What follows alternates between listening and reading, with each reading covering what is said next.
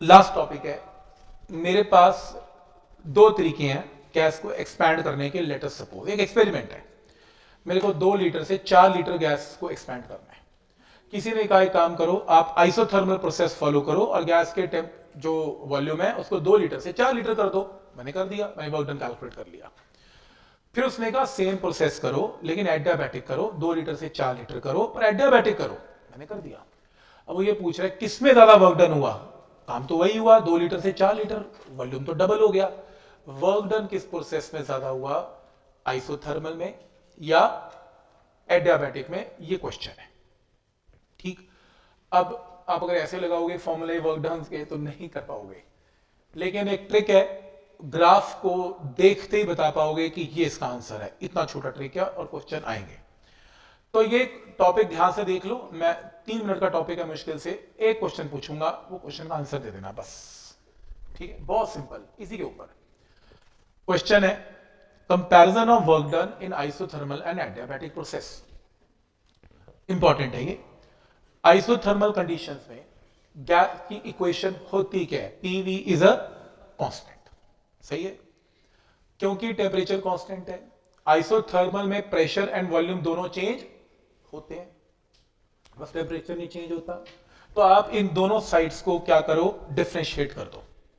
तो एक बार P बाहर, डिफरेंशिएशन ऑफ V, एक बार V बाहर, differentiation of P, U into V का फॉर्मूला, और कांस्टेंट की डिफरेंशिएशन 0। कोई कहता विद रिस्पेक्ट टू नहीं, क्या करोगे भी क्या विद रिस्पेक्ट टू करके, वो तो 0 से क्या हो जाएगा, कैंसल, छोड़ दिया।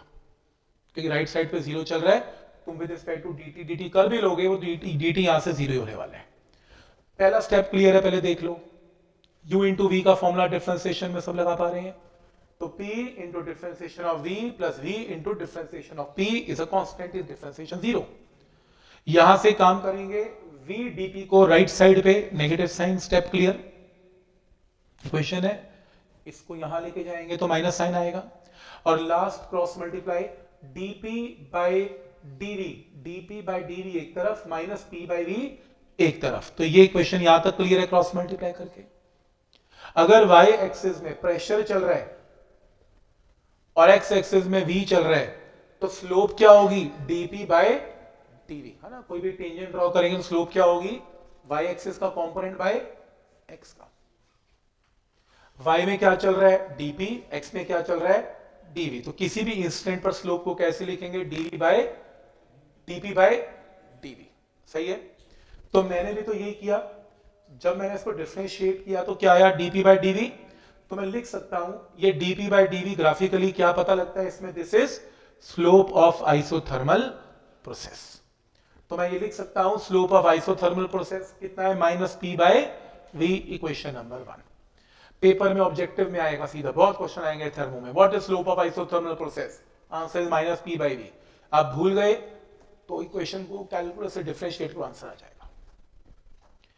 पॉइंट क्लियर है यहां तक, ठीक है यहां तक। तो कौन सा प्रोसेस की बात हो रही है, आइसोथर्मल। आइसोथर्मल में स्लोप का फॉर्मूला क्या आएगा, dp by dv minus p by v, clear है। अब बात करते हैं किसकी, एडियाबैटिक। एडियाबैटिक इक्वेशन बोलो क्या है, pv raise to power gamma is a constant. इसकी डिफरेंशिएशन ध्यान से देख लो, दोनों तरफ डिफरेंशिएशन कर रहे हैं, बड़े ध्यान से देखना प्लीज। एक बार p as it is, first term as it is बाहर, कोई डिफरेंशिएशन नहीं, स्टेप ध्यान से देख लो प्लीज। और v की पावर गामा की डिफरेंशिएशन क्या होती है, गामा पावर नीचे, v raise to power gamma minus 1 into dv।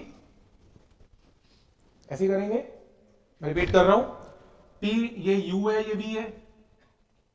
तो एक बार p को तो कुछ करना ही नहीं है बाहर, और v की पावर गामा की differentiation is gamma into v की power gamma minus 1 into dv।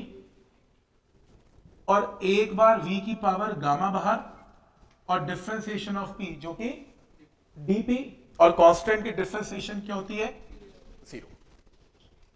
क्या स्टेप यहां तक क्लियर है, u इंटू v का फॉर्मूला लग गया। यहां से जरा ध्यान से देख लें, इस टर्म को राइट साइड लेके जाएंगे तो साइन माइनस आएगा, ये स्टेप क्लियर है। और लास्ट स्टेप है गामा इंटू पी एक तरफ, ये पूरी की पूरी टर्म इसके नीचे आ गई, ये स्टेप भी क्लियर है।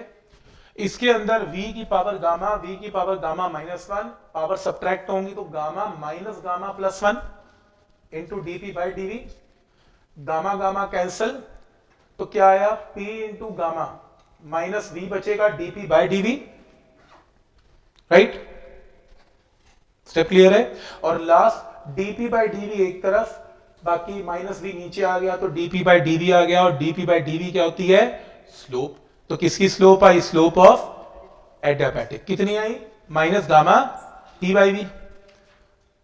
मान लो पेपर में आ गया, बच्चा कहता है डिफरेंशिएशन है भूल गया, छोड़ दिया टॉपिक, प्लीज मत छोड़ना, जहां तक याद है कर देना, लिख देना on integrating we get minus gamma into P. Gamma times करना है, जो आइसोथर्मल की स्लोप है एडियाबैटिक का रिजल्ट हमेशा गामा टाइम्स हो जाता है, बात ही खत्म। और इससे बड़ा शॉर्टकट क्या देगा कोई।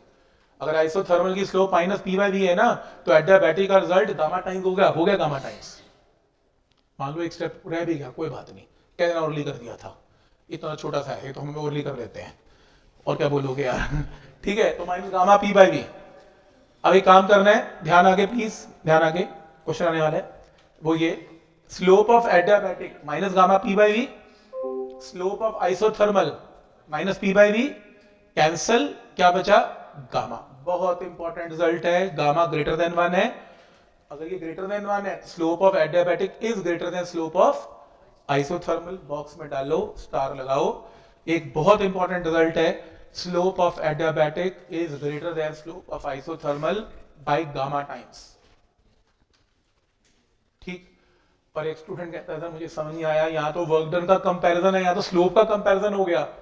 हमें कहा था वर्क डन बताओ किसका बड़ा छोटा, आपने स्लोप बड़ी छोटी बता दी, वर्क डन का है ये देखो स्लोप से। ये देखो अब क्वेश्चन स्टार्ट है, जरा 3 क्वेश्चंस का आंसर देना आपने मुझे, ठीक है।